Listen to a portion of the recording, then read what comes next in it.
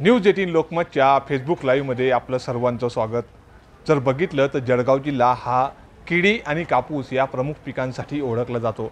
मात्र गेल्या काही वर्षांच्या या प्रमुख पिकाला भाव मिळत नसल्यामुळे यावेळेस शेतकऱ्यांनी ज्वारी या पिकाकडे आपला कल वळवला आहे। मागील वर्षीच्या तुलनेने जर बघितलं तर यावेळेस 3 पटीने जास्त उत्पन्न या ठिकाणी शेतकऱ्यांनी घेतल्याचं दिसून येत आहे आणि त्याच पटीने 4100 रुपये क्विंटलचा भाव यावेळेस प्रति क्विंटलचा भाव सर्वाधिक या ठिकाणी शेतकऱ्यांना मिळाला आहे। त्यामुळे शेतकऱ्यांमध्ये एक आनंदाचं वातावरण असतानाच कृषी उत्पन्न बाजार समितीमध्ये 3 पटीने ज्वारीची आवक वाढली आहे। गेल्या काही दिवसांपासून ज्वारीची आवक वाढली असताना या ठिकाणी लांबच लांब रांगा देखील शेतकरी या ठिकाणी कृषी उत्पन्न बाजार समितीत आणताना या ठिकाणी दिसून येत आहे। ट्रॅक्टरच्या माध्यमातून, ट्रेलरच्या माध्यमातून आणि बैलगाडीच्या माध्यमातून या ठिकाणी आपल्या घरातील ज्वारी आणि दादरचा माल या ठिकाणी घेऊन येताना शेतकरी दिसत आहे। चांगला भाव मिळत असल्यामुळे शेतकऱ्यांमध्ये आनंदाचं आहे। मात्र यावेळेस 3 पटीने ज्वारीची आवक वाढली, यामुळे आपण या संदर्भात थेट बातचीत करूयात। काही व्यापारी वर्ग आपल्यासोबत आहेत। सर, काय सांगाल, यावेळेस 3 पटीने आवक वाढली, नेमकं काय कारण असू शकतं? शेतकऱ्यांनी हे ज्वारीचं पीक यावेळेस जास्त उत्पन्न केलं आहे, काय सांगाल? जळगाव कृषी उत्पन्न बाजार समिती जळगाव, मी कमल किशोर मणियार एक खरीददार आहेत आणि यावेळेस काय आहे की ज्वारीचं उत्पन्न हे आपल्या सरकारने जे मिलेट्स इयर्स म्हणून घोषित केलं, त्याच्यामुळे प्रत्येक माणसात, प्रत्येक जनमानसात एक मिलेट्स हा आपल्या भारताचा एक प्रमुख घटक आहे। त्याला प्रोटेक्ट केल्यामुळे ज्वारीचे उत्पन्न वाढलं आणि ज्वारी खाण्याचा कल वाढला। त्याचं कारण हे एका गव्हामुळे आणि ज्वारीमुळे, हे ज्यात कार्बोहायड्रेट असतात आणि हे कोलेस्ट्रॉल फ्री असते ज्वारी, हे अवेअरनेस प्रत्येक माणसात आता आलेली आहे कोरोनानंतर।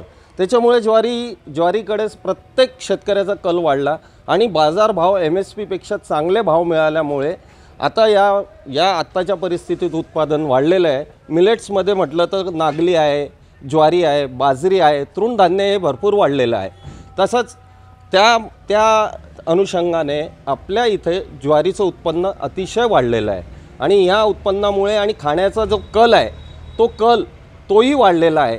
आता फक्त काय, यंग जनरेशन आपलं जंक फूडकडे न वळता ज्वारी खाण्याकडे हळूहळू कल वाढतो आहे आणि आजच्या परिस्थितीत शेतकऱ्यांना याचा भाव अति चांगला, उत्तम भाव मिळतो आहे आणि यावर्षी उत्पन्नही फार चांगलं आहे। मागच्या वर्षाच्या तुलनेने 5 ते 6 पोते उतारा एकरी बिघ्याला येत होता, तो यावेळेस 8 ते 10 पोत्यापर्यंत उतारा आहे।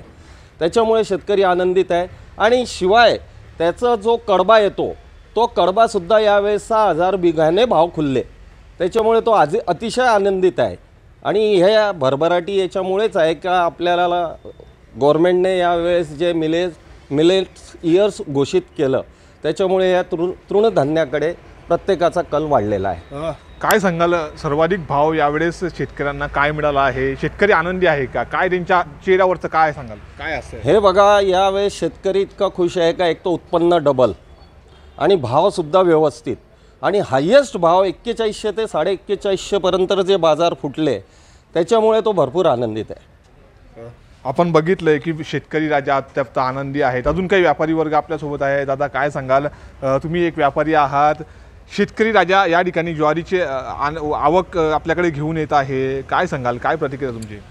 यावेळेस शेतकऱ्याचं डबल उत्पन्न झालेलं आहे, त्याच्यामुळे प्रत्येक शेतकरी माल विकण्याच्या मूडमध्ये आहे। प्रत्येक शेतकरी विकायचंच म्हणतोय तो, कारण MSPच्या वर भाव येत आहे सर्व, कारण सर्व MSPच्या वरती भाव चालू आहे। त्याच्यामुळे काय भाव मिळाला? तरी बी 3300 रुपयापर्यंत दादर विकली जाते, त्याच्यामुळे MSPच्या वर सर्व भाव आहे, त्याच्यामुळे आणि तो विकायला तयार आहे। काय प्रतिक्रिया काय तुमची वाली? 3300-3400 रेग्युलर भाव चालू आहे।